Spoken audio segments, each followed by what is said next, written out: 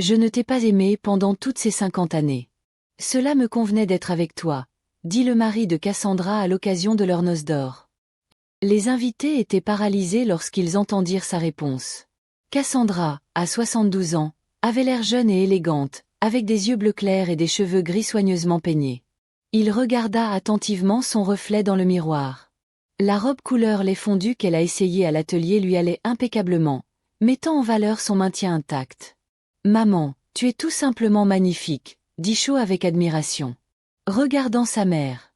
Dolores, une femme âgée au regard bienveillant, s'est reculée pour évaluer les résultats du travail accompli. « Maintenant c'est parfait », dit-il en insérant la dernière épingle. « On dirait que cette robe a été faite pour toi. » La fille a convaincu Cassandra et Robert de célébrer leur noce d'or en grande pompe. « C'est un rendez-vous qu'on ne vit qu'une fois », insista-t-il, et il n'y avait aucun moyen de refuser.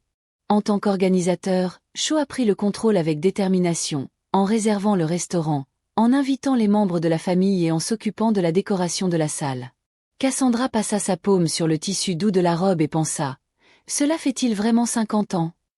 Et dire qu'hier encore, Robert m'a porté des fleurs de la campagne et qu'aujourd'hui, il est complètement gris. Même si je connais chacun de ses cheveux gris par cœur, ils font partie de moi. Après le test, la mère et la fille se sont rendues dans un café confortable à proximité. L'arôme du café fraîchement moulu et des brioches à la cannelle fraîchement cuite flottait dans l'air. « Eh bien, maman, est-ce que tu aimes la robe ?» Shaw a demandé en remuant son cappuccino avec une petite cuillère. « C'est une jolie robe, ma fille. » « Très bien. » Cassandra regarda sa fille avec gratitude. Chloé a commencé à nous parler de ses projets pour la fête, la soirée formelle au restaurant, l'orchestre que Lucas avait trouvé, le menu qui promettait d'être exceptionnel. « Et qui de la famille viendra ?» Cassandra a demandé en cassant un morceau de gâteau. Shaw hésita un instant. L'oncle Quintia Tiffan a dit oui.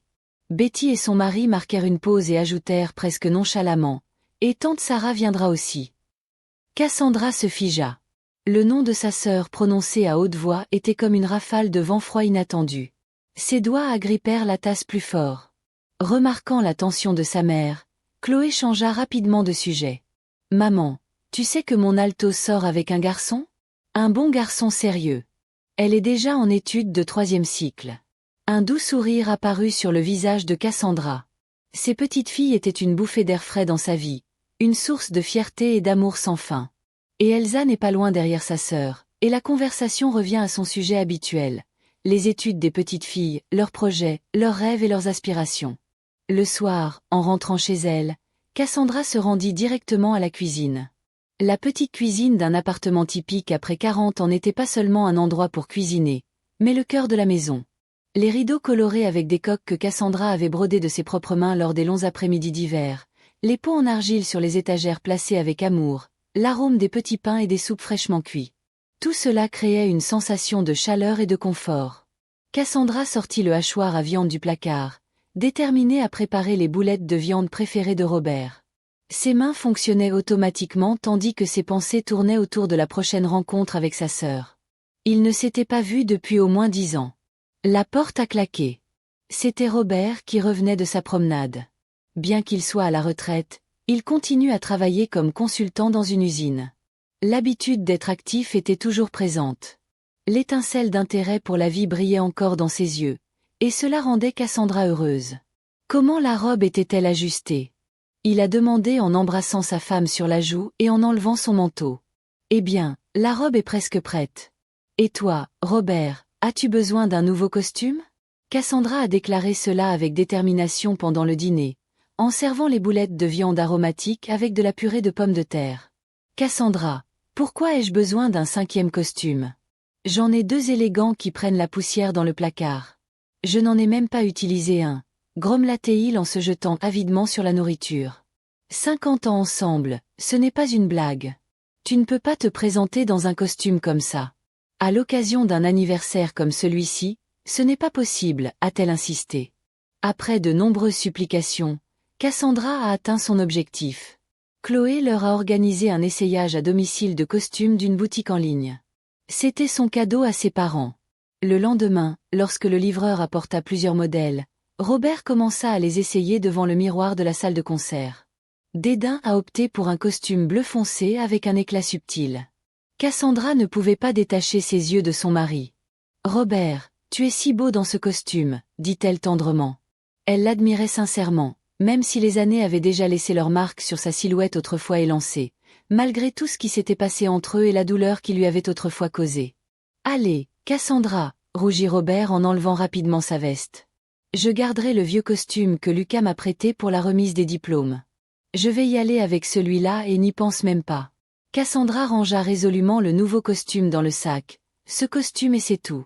Le soir, alors qu'ils avaient déjà dîné et que la vaisselle était faite, Cassandra eut le courage de dire « Robert Shaw a dit que Sarah viendrait à nos noces d'or. » Le silence qui suivit ces mots sembla remplir toute la pièce. Robert n'a rien répondu. Il resta immobile comme s'il avait soudainement vieilli de 10 ans, puis, comme s'il n'avait rien entendu, il quitta silencieusement la pièce. Restée seule, Cassandra s'assit sur une chaise et se plongea dans ses souvenirs de la façon dont tout a commencé. Elle était en 9e année, et il était en 10e année, et venait d'emménager avec ses parents dans sa ville. Grand, avec des cheveux bruns bouclés et des yeux marrons, il a immédiatement conquis le cœur de toutes les filles de l'école. Ils étaient unis par leur amour du volley-ball. Cassandra était la capitaine de l'équipe des filles et Robert jouait dans l'équipe des garçons. Ils se disputaient toujours sur la technique, la tactique et sur l'équipe la plus forte. Une fois, ils se sont même battus pour un ballon, une dispute idiote qui l'a fait pleurer sous ses yeux. Et puis, de manière inattendue pour tout le monde, ils ont commencé à sortir ensemble. L'école a rapidement commencé à murmurer. Pat, petit ami et petite amie. Les souvenirs de jeunesse apportèrent un sourire triste sur le visage de Cassandra. Combien de temps s'était écoulé? À l'époque, la vie semblait être un pur bonheur, légère et sans nuages, mais elle s'est avérée très différente. Ses pensées furent interrompues par la sonnette de la porte. Elle s'est précipitée pour l'ouvrir et a été immédiatement accueillie par l'étreinte de ses petites filles jumelles. « Grand-mère, nous dormons avec toi », crièrent les filles depuis la porte, entrant dans la maison avec leur sac à dos. Viola et Elsa étaient de vraie beauté, grandes, blondes, avec de grands yeux gris. L'une était une copie conforme de Shaw, l'autre ressemblait davantage à son père. Son apparition a instantanément rempli l'appartement de vie et de bruit. Pendant que Robert discutait avec ses petites filles dans le salon, se réchauffant avec leur présence, Cassandra était dans la cuisine en train de préparer ses crêpes au fromage cottage préféré. « Grand-mère, est-ce vrai que tu as acheté une robe de mariée? Montre-nous » insistèrent les petites filles tandis que l'arôme des crêpes flottait dans l'appartement. « D'abord on mange, ensuite on regarde les robes » sourit Cassandra en retournant adroitement une autre crêpe. Tout au long du dîner, les jumeaux ont partagé leurs nouvelles et leurs secrets simultanément. Viola racontait sa relation avec un jeune étudiant diplômé qui semblait sérieusement intéressé par elle. « Imagine, grand-mère, j'ai même rencontré ses parents. » Il fredonnait en dévorant sa 3e crêpe. Elsa, ne voulant pas être éclipsée par sa sœur, a parlé avec enthousiasme de son prochain voyage d'échange en Italie. « J'ai toujours rêvé de voir la cathédrale Saint-Pierre, le Colisée. J'ai même commencé à apprendre l'italien. » Cassandra regardait ses petites filles avec une joie tranquille et un pincement de mélancolie face au passage rapide du temps. Je leur chantais récemment des berceuses, et maintenant ils construisent déjà leur vie, tombent amoureux, rêvent.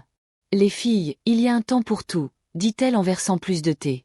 Aimer, se marier et avoir des enfants. L'essentiel est que votre âme ne souffre pas de ne pas avoir eu le temps de faire quelque chose d'important. Son regard s'est voilé un instant, comme si toute sa vie défilait devant ses yeux, avec ses joies et ses peines, avec des décisions qui ne peuvent être changées. Le thème du tutino refroidissait dans la tasse tandis que Cassandra était assise près de la fenêtre et regardait les feuilles d'automne tomber.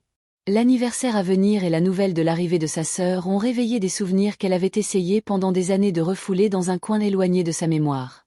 Son enfance avec Sarah s'est déroulée dans une petite ville minière. Son père dit, un mineur respecté de la ville, se rendait à la mine tous les jours. Sa mère, Amol, était couturière dans le seul atelier local où elle habillait la moitié de la ville. Ils vivaient modestement, mais avaient ce dont ils avaient besoin. Cassandra se souvenait de sa petite maison avec un petit jardin où sa mère cultivait des marguerites et des soucis. La cuisine sentait toujours le pain fraîchement cuit. Le dimanche, toute la famille se réunissait autour de la table, buvait au samovar et écoutait les programmes à la radio. Les sœurs avaient des caractères très différents, comme le jour et la nuit. Depuis qu'elle était enfant, Cassandra était calme et raisonnable. Elle avait de bonnes notes, aidait aux tâches ménagères et lisait sans arrêt. À l'âge de 10 ans, il avait déjà lu toute la bibliothèque familiale. Sarah, en revanche, a grandi espiègle et agitée, toujours avec les genoux écorchés, des robes déchirées et une étincelle d'énergie incontrôlable dans les yeux. Elle a eu des ennuis les uns après les autres, mais grâce à son charme et sa détermination, elle en est toujours sortie gagnante. Mais la plus jeune a un tempérament fougueux, ont déclaré les voisins de sa mère. Elle a juste soupiré en réponse. Depuis l'enfance, il y avait une étrange rivalité entre les sœurs. Lorsque Cassandra recevait une nouvelle robe pour l'école, Sarah piquait une crise de colère en exigeant une robe identique ou meilleure. Mais une fois qu'elle l'a eue, elle a vite perdu tout intérêt et la robe a fini par être oubliée dans le placard. Les parents ont essayé d'aimer leur fille de la même manière, mais Sarah a toujours eu le sentiment qu'ils aimaient davantage Cassandra. Cassandra est une élève modèle. Cassandra est une aide. Et moi, la rousse? Il se plaignait souvent en claquant la porte de sa chambre. Cassandra se souvient que sa mère lui avait dit un jour, alors qu'elle se coiffait avant la remise des diplômes. « Ma fille, sois indulgente avec ta sœur. Elle a ce caractère, elle veut toujours être la première, et parfois, tu cèdes. Elle en a plus besoin que quiconque. » Dans leur jeunesse, leur relation est devenue plus compliquée. Cassandra, 16 ans, sortait déjà avec Roberto, un beau garçon du cours parallèle. Une fois, il est rentré de la bibliothèque plus tôt que d'habitude et l'a trouvé seul avec Sarah dans le salon. Ils avaient des cahiers et des livres ouverts devant eux. Roberto expliquait quelque chose et Sarah le regardait avec ses yeux. Cassandra a tout compris immédiatement. Sarah ne me regarde pas avec intérêt. Elle veut juste toujours ce que tu as, expliqua plus tard Roberto. Et Cassandre voulait y croire. Il voulait y croire. Lorsque Cassandra a terminé l'école et est allée s'inscrire à l'Institut pédagogique de la capitale régionale, elle ne pensait même pas que quelque chose pouvait arriver entre Roberto et Sarah. Avant de partir, elle et Roberto ont marché jusqu'à l'aube, ont fait des projets et ont parlé de leur avenir. Il a juré un amour éternel et a promis de venir chaque semaine. Les premiers mois, j'ai vraiment été conquise. Ils sont allés au cinéma, au parc, ils se sont embrassés sur le banc près de la fontaine. Cassandra était heureuse. Puis ces visites devinrent moins fréquentes. Roberto a affirmé qu'il avait des études et un travail supplémentaire dans un atelier de mécanique. Cassandra rentrait également chez elle le week-end et les jours fériés. Elle le vit, mais elle sentit que quelque chose avait changé. Son regard ne cherchait plus ses yeux avec la même passion. Les caresses semblaient être une obligation. Et puis ce dimanche est arrivé qui a changé toute sa vie. Cassandra est rentrée de l'école un jour plus tôt. Les cours ont été annulés en raison d'un problème de chauffage dans le bâtiment. Quand il est descendu du bus, il a vu Roberto et Sarah. Ils marchaient dans la rue principale, se tenant la main et riant.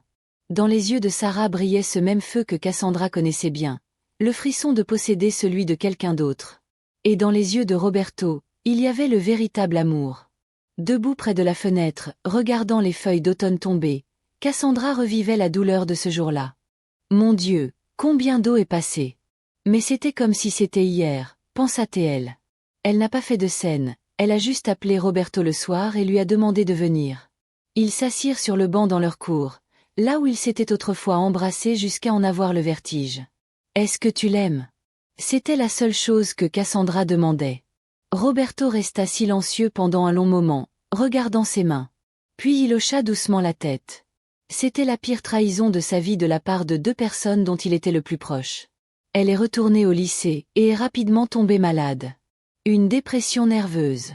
Le monde a perdu ses couleurs, la nourriture sa saveur. Elle a été admise à l'hôpital. Sa mère silencieuse est arrivée, a rassemblé ses affaires et a emmené sa fille chez elle pour qu'elle se rétablisse. Entre-temps, la situation a pris une nouvelle tournure. Sarah est tombée enceinte de Roberto. À cette époque, c'était vraiment dommage pour une fille célibataire, surtout pour la fille d'un mineur dans une petite ville où tout le monde se connaissait. Les parents de Roberto étaient furieux lorsqu'ils l'ont découvert. Son père Grégory était ingénieur en chef à l'usine et sa mère enseignait à l'école de musique. Les gens respectés de la ville ne pouvaient pas permettre un tel scandale. « Nous ne voulons pas de cette belle fille !» cria le père en frappant du poing sur la table. « Elle s'est embarrassée, et elle nous embarrassera. Tu épouseras Cassandra comme tu l'avais prévu. » Ils ont littéralement forcé leur fils à retourner chez son ancienne fiancée, menaçant de lui retirer leur soutien s'il désobéissait. Roberto, élevé dans une famille riche, n'était pas prêt à se retrouver sans toit ni moyen de subsistance. Et Sarah, restée seule avec son problème, alla voir sa mère, mais Amo était inflexible. Vous avez fait votre propre erreur, réparez-la vous-même. Et qu'est-ce que tu as trouvé? Voler le pain de ta sœur? L'affaire s'est terminée avec la décision de Sarah d'avorter. Cassandra l'a découvert bien plus tard. Après l'intervention, sa sœur a eu des complications et les médecins ont déclaré qu'elle n'aurait plus d'enfant. Dès que l'école fut terminée, Sarah quitta la ville comme si elle fuyait le passé. Il s'est inscrit à la faculté de médecine. Il écrivait peu à la maison. Cassandra, s'étant remise de sa maladie de manière inattendue pour tout le monde et pour elle-même, accepta la demande en mariage de Roberto. Bien qu'elle sache qu'il aimait sa sœur, elle croyait naïvement qu'elle pourrait regagner son amour, que le temps guérirait son cœur. Ou peut-être était-elle poussée par un sentiment de vengeance envers sa sœur, envers elle-même, envers la vie. Vivre avec celui qui était aimé par Sarah. Le mariage était simple. Ils se sont rendus au bureau d'enregistrement dans la vieille Ford d'un ami de Roberto. Seuls mes proches se sont réunis à la cafétéria. Sarah n'est pas venue. Il a dit qu'il avait un nouvel emploi et qu'il ne pouvait pas s'absenter. C'est du moins ce qu'il a expliqué dans une brève lettre de félicitations. Cassandra se souvient qu'elle avait pleuré sans arrêt la nuit précédant le mariage. Pourquoi est-ce que je veux un mari qui aime une autre femme? J'ai demandé au plafond, mais je n'ai pas trouvé de réponse. Et le matin, elle essuya ses larmes, enfila la robe blanche que sa mère avait cousue et se rendit au bureau d'état civil avec un sourire, comme si elle était complètement heureuse. Les premières années de mariage ont été difficiles. Roberto était attentif, mais froid. Il semblait distant, comme s'il purgeait une punition. Cassandra s'efforçait d'être une épouse parfaite, cuisinant ses plats préférés, repassant ses chemises avec un soin particulier et cousant ses boutons. Au lit, elle était tendre et passionnée, même s'il semblait que Roberto accomplissait simplement son devoir conjugal. Tout a changé avec la naissance de Duca. Roberto s'est littéralement épanoui, devenant un père aimant puis un mari attentionné.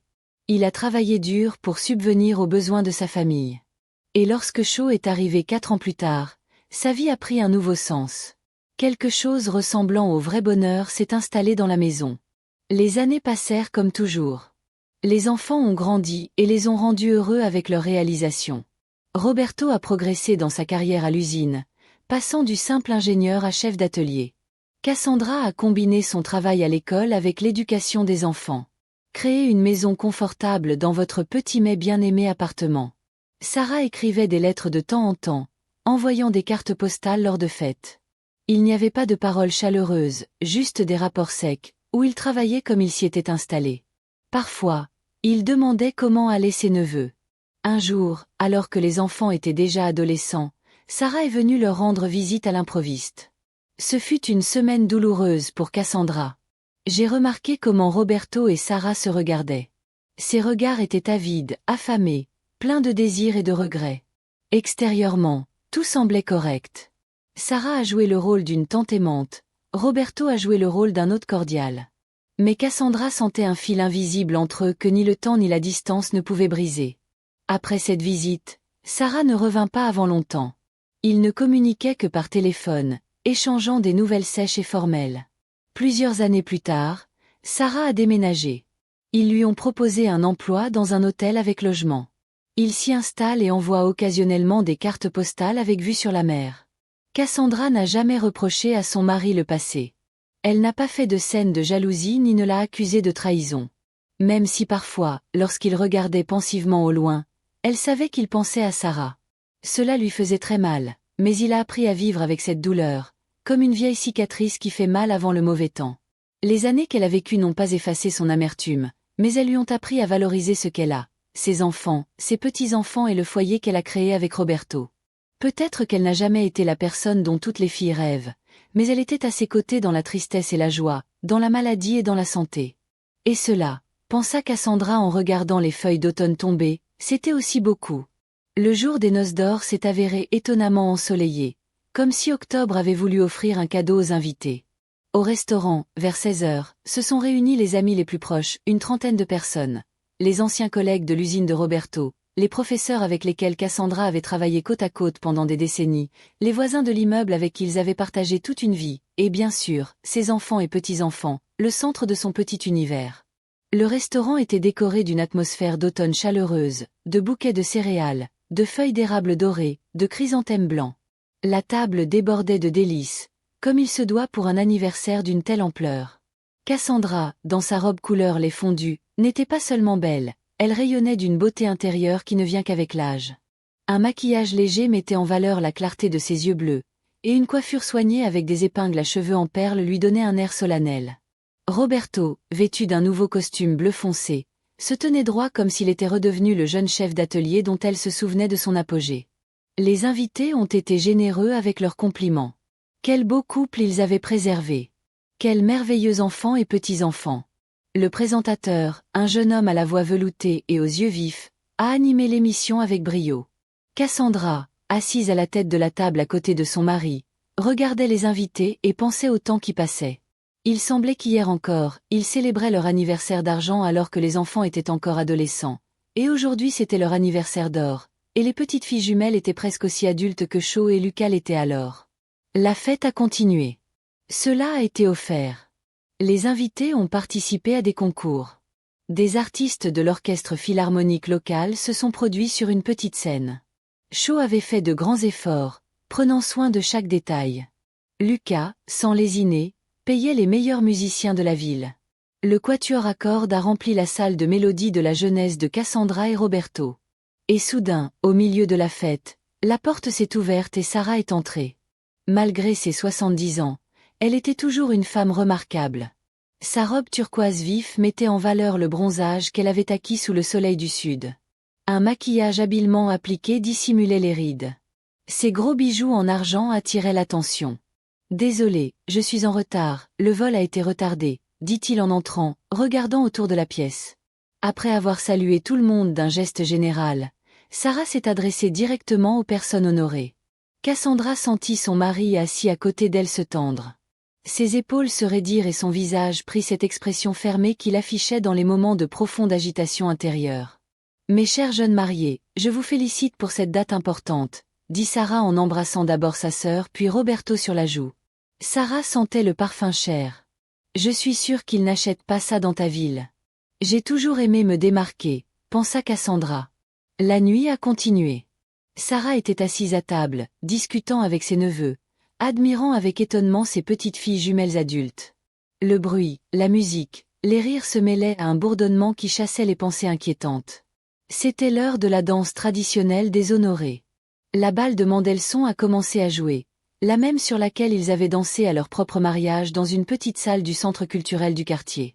Cassandra et Roberto sont sortis au milieu de la pièce et ont tournoyé dans une danse lente. « Je ne t'ai pas aimé pendant ces 50 ans, » lui murmura soudain Roberto à l'oreille.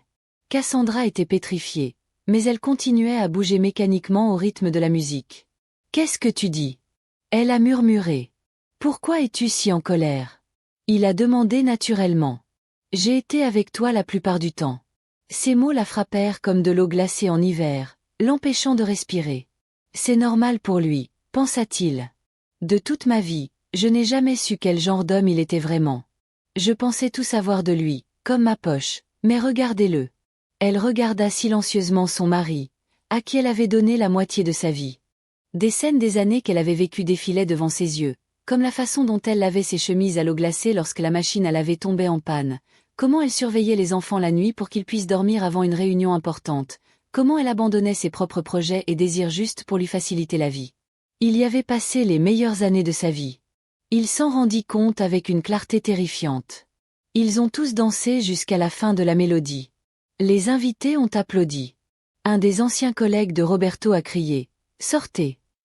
D'autres ont suivi le mouvement et bientôt toute la salle a scandé ce mot, exigeant le baiser traditionnel des personnes honorées. Cassandra et Roberto ont dû s'embrasser. À ce moment-là, quelque chose s'est brisé dans l'âme de la femme, comme si une corde qui se resserrait de plus en plus depuis des années s'était rompue. Il comprit qu'il ne pouvait plus rester silencieux. Le présentateur a donné la parole aux personnes honorées. Roberto a pris le micro et a prononcé le discours habituel, quelque chose sur les années heureuses, sur les bons enfants qui ont grandi dans sa famille. C'était bref, comme toujours. Puis Cassandra a pris le micro. Elle a commencé à raconter tranquillement, presque avec détachement, l'histoire de sa rencontre.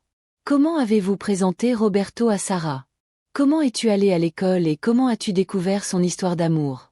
Sa voix semblait ferme, tremblant seulement dans les moments particulièrement douloureux. Pendant tout ce temps, je savais que Roberto t'aimait, Sarah, dit Cassandra en regardant directement sa sœur. Les personnes présentes se regardèrent avec étonnement. Chloé et Lucas avaient l'air choqués. Ils n'avaient jamais entendu cette histoire. Leurs parents leur avaient toujours semblé être l'exemple d'un amour contenu et calme. Je ne vais pas raconter tous les détails maintenant, continua Cassandra, mais nous trois connaissons la vérité. Roberto, je te remercie pour ces années, pour nos enfants, pour ton respect et tes soins. Tu m'as donné l'opportunité de m'accomplir en tant que mère et en tant que femme, mais j'ai toujours su que tu aimais ma sœur. Un silence de mort régnait dans la pièce. On entendait le bourdonnement d'une mouche sur la fenêtre. Sarah regarda le sol, nerveuse, jouant avec une serviette. Roberto avait l'air d'avoir reçu un coup au ventre, confus, avec un visage pâle et des taches rouges qui commençaient à apparaître. « J'ai vécu ma vie avec l'homme que j'aimais », continua Cassandra, sa voix se renforçant. « Et même si cet amour n'était pas complètement réciproque, je remercie le destin pour tout le bien qui existait dans notre famille. » Elle a longuement parlé de l'importance de la famille, de la valeur des enfants et des petits-enfants et de la difficulté parfois de maintenir une relation. Il n'a pas blâmé ni reproché, il a simplement présenté les faits comme quelqu'un qui a fait son choix les yeux ouverts et en a accepté les conséquences. À chaque mot, ses épaules se redressaient comme si le poids qu'il avait porté pendant toutes ces années commençait à s'alléger. Ce n'était pas tant un ressentiment extériorisé, mais une libération. Comme lorsque l'aveu d'une maladie longtemps cachée n'apporte pas de condamnation, mais plutôt un soulagement et la possibilité de guérison. Après son discours, il y eut un silence gênant dans la salle. Personne ne savait comment réagir. Le présentateur, gérant professionnellement la confusion, a mis de la musique. Les invités commencèrent à se lever et à danser, mais leur conversation et leurs regards trahissaient le choc de ce qu'ils avaient entendu. Cassandra est sortie dans la rue pour respirer l'air frais.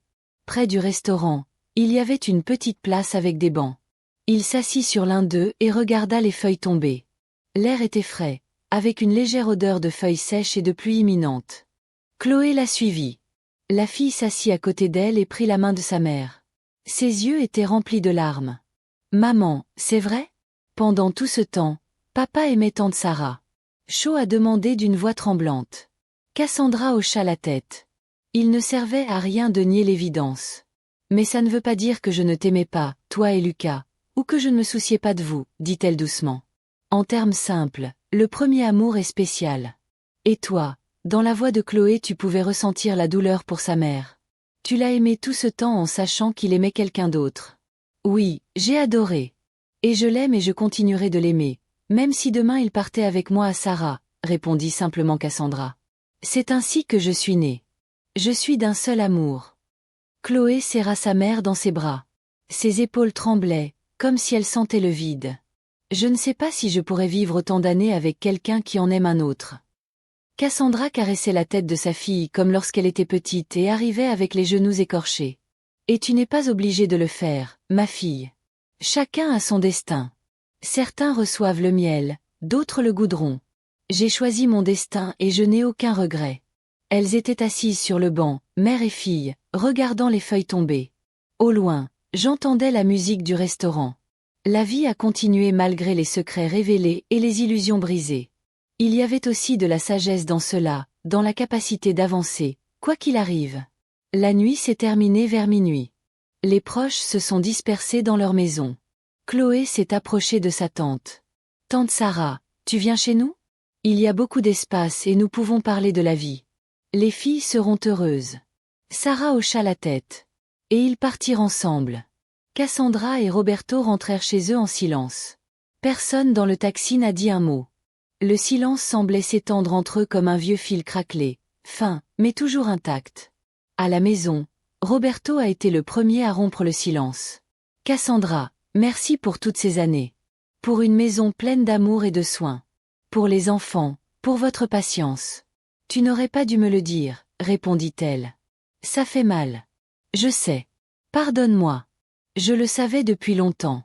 Je l'ai toujours su. » Elle le regarda avec un calme las. « Est-ce que tu aimes toujours Sarah ?» Roberto détourna le regard. « Je ne sais pas. C'était vraiment il y a si longtemps. »« Je te crois, » dit-elle en le serrant dans ses bras, puis elle monta silencieusement les escaliers jusqu'à la chambre. Pendant ce temps, dans l'appartement de Shaw, Sarah, sirotant du vin chez Sorbo, raconta à sa nièce sa version des faits. Si seulement tu savais, Chloé, quel genre d'amour c'est. Jusqu'à ce que tu perdes la tête. Jusqu'à ce que tu trembles, jusqu'à ce que ton cœur s'arrête. Ses yeux brillaient, soit à cause du vin, soit à cause des larmes. Roberto et moi semblions faits l'un pour l'autre. Mais qu'est-ce qui les empêchait d'être ensemble? Ses parents voulaient un autre enfant, une Cassandra calme et fiable, pas une Sarah impulsive. Et Cassandra, tu sais? Elle a toujours été comme ça, tellement correcte. Tout lui était facile, les études, les enfants, la vie. Et tu as commencé à sortir avec son petit ami? Oui, c'était bas, mais je ne pouvais pas m'en empêcher. L'amour m'a complètement enveloppée et puis je suis tombée enceinte. Chloé halta. Et qu'est-il arrivé au bébé? J'ai avorté, murmura Sarah, la voix tremblante. Ta grand-mère, ma mère, disait que ce bébé ne ferait que compliquer la vie de tout le monde. Que Cassandra et Roberto se marieraient bientôt. Et puis Sarah s'est mise à pleurer. Des larmes vraies et amères, comme si tout cela s'était passé hier. Je savais que je ne pourrais jamais avoir d'enfant. C'était ma punition. Chloé a serré sa tante dans ses bras. Soudain, il comprit en grande partie pourquoi Sarah ne s'était jamais mariée. Pourquoi vivait-il si loin de tout le monde? Pourquoi y avait-il toujours une profonde tristesse dans ses yeux? Roberto a choisi ta mère, continua Sarah en essuyant ses larmes. C'était peut-être à cause de mes parents, peut-être par sens du devoir, je ne sais pas, mais c'était difficile pour moi de l'accepter. Il a comparé tous les hommes à lui, et ils ont tous perdu. Chloé regarda le visage de sa tante.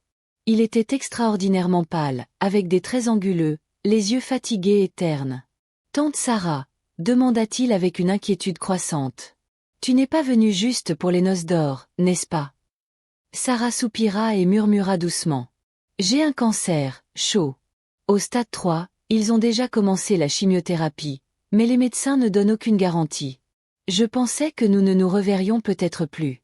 J'ai dû tout remettre en ordre. » Cette nouvelle a frappé Shaw plus durement que l'histoire de son père, comme si le sol s'était dérobé sous ses pieds. « Mais ne le dis pas à maman, » demanda Sarah. Elle traverse déjà beaucoup de choses. Le matin, Cassandra s'est réveillée et n'a pas trouvé Robé à ses côtés. Elle le trouva dans le salon, assis avec un album photo dans les mains. Regardez de vieilles photos. Son regard s'attarda notamment sur une photo où ils étaient tous les trois ensemble, jeunes, heureux, ne sachant pas encore comment leur destin allait s'entremêler. « Cassandra, te souviens-tu de ce jour ?» demanda-t-il doucement en montrant la photo jaunie. Dans cette vidéo, lui et Sarah étaient assis sur un banc de parc et Robert était derrière eux, les mains sur les épaules des deux sœurs. « Comment ai-je pu ne pas m'en souvenir ?» Cassandra répondit en s'asseyant à côté de lui. « C'était la seule fois où tu nous as emmenés sur les chaises volantes. J'ai même défait ma tresse. Je voulais me montrer, mais le vent a tout gâché. » Ils restèrent silencieux, tournant les pages du passé. Derrière chaque photo, il y avait une histoire, une douleur, une joie. Tant d'années ont passé, et j'ai l'impression que c'était hier. Robert soupira. La vieillesse est comme une rivière qui coule à flot. Vous vous en rendez à peine compte et la vie est déjà derrière vous. À ce moment-là, le téléphone a sonné. C'était chaud. Mère. Sa voix semblait inquiète. Tante Sarah est gravement malade. Cassandra serrait fermement le téléphone. Qu'est-ce qui ne va pas avec ça? Cancer. Mère du pancréas. Je suis venue dire au revoir. La poitrine de Cassandra se serra. Pendant des années, elle avait nourri du ressentiment envers sa sœur, mais maintenant ce ressentiment lui semblait si petit, insignifiant, face à une véritable tragédie. Amenez-la ici, dit-il fermement. Qu'il reste avec nous. Robert, entendant le changement dans la voix de sa femme, la regarda avec curiosité. Sarah est malade. Cancer, dit Cassandra. Le visage du mari se tendit. La douleur apparut dans ses yeux. Qu'il vienne, accepta-t-il. Il y a suffisamment d'espace. 1 heure plus tard, Shoaib a amené Sarah. Cassandra, voyant sa sœur à la porte, pouvait à peine contenir ses larmes. Sarah semblait avoir vieilli en un seul jour, douloureusement pâle, le visage hagard, comme si tout ce qu'elle avait essayé de cacher pendant des années était soudainement apparu au grand jour. « Entre, ma sœur, » dit Cassandra en la serrant dans ses bras. « Maintenant, tout sera différent. » Sarah entra dans la pièce et se laissa tomber sur le fauteuil. Robert se tenait dans l'embrasure de la porte, ne sachant pas quoi faire. Ne reste pas planté là comme un poteau, Robert, dit Cassandra avec une fermeté inattendue. Apporte-nous du thé. Sarah et moi devons parler. Quand Robert entra dans la cuisine, les sœurs restèrent seules. Pour la première fois depuis de nombreuses années seulement. Pourquoi ne l'as-tu pas dit dès le début? Cassandra a demandé. Pourquoi es-tu venue et as-tu gardé le silence sur la maladie? Sarah la regarda longuement. J'avais peur que tu ne m'acceptes pas. Que me diriez-vous du séparateur? Tu es stupide, soupira Cassandra. Nous sommes tellement grands maintenant et nous sommes toujours comme des enfants. Pardonne-moi, Cassandra, dit soudain Sarah. Sa voix tremblait. Pardonne-moi pour tout. Pour Robert, pour notre jeunesse brisée, pour ne pas être allée aux funérailles de maman. Cassandra prit la main de sa sœur dans ses paumes, fine avec des veines proéminentes. Je t'ai pardonné il y a longtemps, répondit-il à voix basse. Ta vie n'a pas été facile. Sans mari, sans enfant, vous avez payé cher. Sarah pleurait en silence, comme pleurent les personnes âgées, celles qui ont presque tout vécu. Cassandra caressait ses cheveux qui commençaient à devenir gris. Pleure, petite sœur, tu te sentiras mieux. Le soir, lorsque le dîner fut prêt, Cassandra prépara le canapé du salon pour Sarah. Robert portait silencieusement les oreillers et la couverture. Quand Cassandra et Robert furent seuls dans la chambre, elle dit « Nous devons parler tous les trois. Demain. Il sera temps de dire haut et fort ce que nous avons eu pendant 50 ans. » Robert acquiesça. « Tu as raison. Assez de secrets. » Le lendemain, lorsque Choé emmena les enfants, laissant les parents et la tante seuls, la conversation eut lieu. Pour la première fois depuis un demi-siècle, ils étaient tous les trois assis ensemble à table. Ils n'étaient plus de jeunes amoureux, confus par leurs sentiments, mais des personnes plus âgées qui avaient parcouru un long chemin plein d'erreurs, de douleurs et toujours d'amour. Robert regarda les deux femmes. Il parlait calmement, mais ses yeux étaient humides. « Je dois dire que je les aime tous les deux. De différentes manières, mais tu les aimais calmement et avec confiance. Sarah avec passion et sans réserve. J'étais confuse à l'époque, j'étais jeune et stupide et puis j'ai choisi ce qui me semblait juste et je ne l'ai pas regretté, demanda Sarah en le regardant droit dans les yeux. Robert resta silencieux un long moment, puis leva les yeux. Non, Cassandra était une bonne épouse pour moi. Il m'a donné une famille, des enfants, une maison. Notre vie difficile, mais la nôtre. C'est plus qu'une passion de jeunesse. C'est réel. Sarah baissa la tête. Je t'aimais aussi, Robert. Je n'ai jamais épousé personne. J'ai toujours pensé, et si tu revenais? Pardonnez-moi, dit doucement Robert. J'aurais dû être plus forte, plus déterminée à ne pas laisser mes parents me briser. Mais j'avais peur. Tu es un imbécile, Robert, dit soudain Cassandra avec une chaleur inattendue. Tu n'as rien à pardonner. Tu étais un bon mari, un bon père. Et si ton cœur avait un autre endroit, chacun a ses coins secrets dans l'âme. 3 personnes âgées étaient assises à table et le temps semblait s'être arrêté pour elles. Tous les mots non prononcés, les omissions qui ont empoisonné leur vie pendant tant d'années, apparaissaient enfin au grand jour, et la respiration devenait plus facile. Sarah est restée vivre avec sa sœur et son beau-frère. Une nouvelle vie pleine de nouveaux soucis a commencé. Cassandra, qui avait pris soin de sa famille toute sa vie, prenait désormais soin de sa sœur malade avec le même dévouement. Il s'est levé plus tôt que d'habitude. Elle préparait des infusions selon les recettes de sa grand-mère, les mêmes qui se transmettaient de génération en génération, le millepertuis contre la tristesse. Sauge pour la force, camomille pour le calme. Dans la petite cuisine, de nouveaux pots d'herbe et des boîtes de médicaments sont apparus. Cassandra préparait des soupes légères que Sarah pouvait manger même les mauvais jours où les nausées ne la quittaient pas. Elle râpait finement des carottes et des pommes et préparait des jus frais. « Bois, petite sœur », dit-il en plaçant une autre tasse de thé devant Sarah. « As-tu besoin de force ?»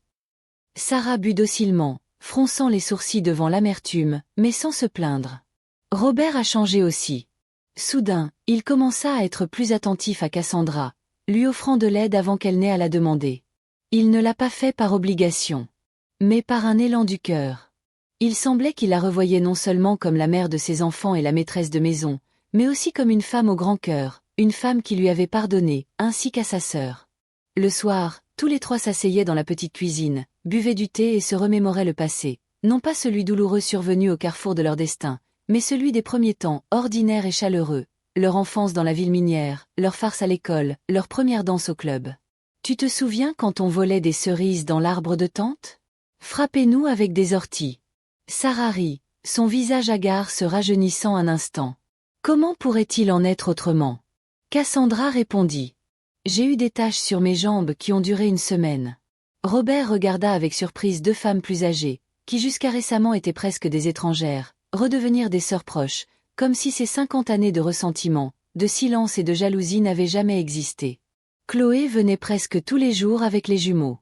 Les filles, initialement timides avec leur tante inconnue, se sont progressivement rapprochées de Sarah, lui apportant des livres et lui racontant leurs affaires universitaires. Malgré sa faiblesse, Sarah a toujours trouvé la force d'écouter et de donner des conseils. Une nuit, alors que la maison était devenue silencieuse, Sarah appela sa sœur dans la pièce. Cassandra entra et vit Sarah assise sur le bord du lit, tenant une petite boîte de boulocaria. « Assieds-toi », dit Sarah en tapotant la place à côté d'elle. Il sortit une petite boîte recouverte de velours délavé. « Prends-la, petite sœur. Elle t'appartient de droit, » dit-il en tendant la boîte à Cassandra. Cassandra l'ouvrit et haleta. À l'intérieur se trouvaient des boucles d'oreilles en ambre, les mêmes qui avaient autrefois été la pomme de discorde entre les sœurs lorsque leurs parents les avaient données à Sarah et non à elle. Simple, mais incroyablement beau. Ambre doré transparent dans un cadre en argent. Ils ont toujours été à toi, dit doucement Sarah. Je les ai gardés pour toi toutes ces années. Cassandra ne pouvait retenir ses larmes. Il serra sa sœur dans ses bras, si maigre que ses os étaient clairement perceptibles sous son chemisier. Un mois s'est écoulé, Sarah s'est un peu améliorée. Les nouveaux médicaments ont aidé et les soins à domicile ont fait effet. Il a même pu sortir plusieurs fois dans la cour, s'asseoir sur le banc et laisser le vent lui tomber sur le visage. Mais il était temps de partir. Un examen l'attendait au centre de cancérologie et les traitements assignés. « Je viendrai te voir dès que tu seras installée », dit Cassandra en aidant sa sœur à faire ses valises. « Je vous aiderai avec les formalités administratives pour le traitement et les frais. » Sarah hocha la tête. « Viens, il y a de la place. Mon appartement est petit, mais confortable et proche de la mer. Tu pourras te promener le long de la promenade et te ressourcer. » À la surprise de Cassandra, Robert a proposé de conduire Sarah à la gare. « Ce sera rapide, aller-retour, » dit-il, et il aida Sarah à rassembler ses affaires. À son retour chez lui, il portait un modeste bouquet de fleurs sauvages, de marguerites, de bleuets et de jacinthes des bois, les mêmes qu'il avait offerts à Cassandra dans sa jeunesse. « C'est pour toi, » dit-il timidement en offrant le bouquet à sa femme. « Cela fait longtemps que je ne t'ai pas offert de fleurs. » Cassandra accepta le bouquet et le plaça dans un vase. « Merci, Robert. Elles sont magnifiques. » Ce soir-là, ils étaient assis sur le balcon pour regarder le coucher du soleil. Robert prit la main de sa femme, non par habitude, mais par désir. « Tu sais, Cassandre, » dit-il pensivement. « Toute ma vie, j'ai pensé que j'avais perdu quelque chose d'important en te choisissant plutôt que Sarah, mais maintenant je comprends que j'ai gagné bien plus que ce que j'ai perdu. » Cassandra sourit doucement. « N'ouvre pas de vieilles blessures, Robert. Nous avons vécu une belle vie, différente, difficile, mais la nôtre. Et tu ne le regrettes pas ? » Robert a demandé soudainement. D'avoir vécu avec quelqu'un qui ne pouvait pas t'aimer de toute son âme. Cassandra regarda le soleil couchant pendant un long moment. « Non, Robert, je ne le regrette pas. Chacun aime comme il peut. Peut-être que le véritable amour n'est pas dans la passion. Mais dans la vie de tous les jours, côte à côte. » Robert serra sa main plus fort. « Tu es sage, Cassandre. Tu as toujours été plus sage que moi. » Un mois plus tard, il se préparait à rendre visite à Sarah. Cassandra s'inquiétait de la façon dont sa sœur s'en sortait, de la façon dont elle avait supporté les examens. Les appels téléphoniques étaient brefs. Sarah n'aimait pas se plaindre. La mer les a accueillis avec une douce brise. Sarah attendait sur le quai, hagarde, mais avec une lumière intérieure dans les yeux. « Les médecins disent qu'il y a de l'espoir, » dit-elle en serrant sa sœur dans ses bras. « C'est une nouvelle méthode expérimentale.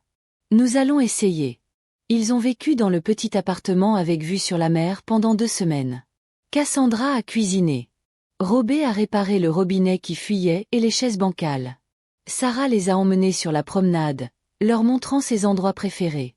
Un jour, assis sur un banc au bord de la mer, les 3 vieillards, 2 sœurs et l'homme qui avait uni leur destin, rirent soudain en même temps. « Oh mon Dieu !» dit Sarah en essuyant ses larmes de rire. Comme tout s'est avéré ridicule pour nous dans notre jeunesse. Drame, passion, ressentiment. Et maintenant nous voilà, 3 personnes âgées, et tout semble si petit et si nécessaire. Ne dis rien, acquiesça Cassandra. La vie a continué, et c'est seulement maintenant que nous avons pu parler correctement. Mais nous sommes arrivés à temps, dit Robert doucement, en regardant les vagues arriver. Combien de personnes meurent sans avoir dit à leurs proches les choses les plus importantes?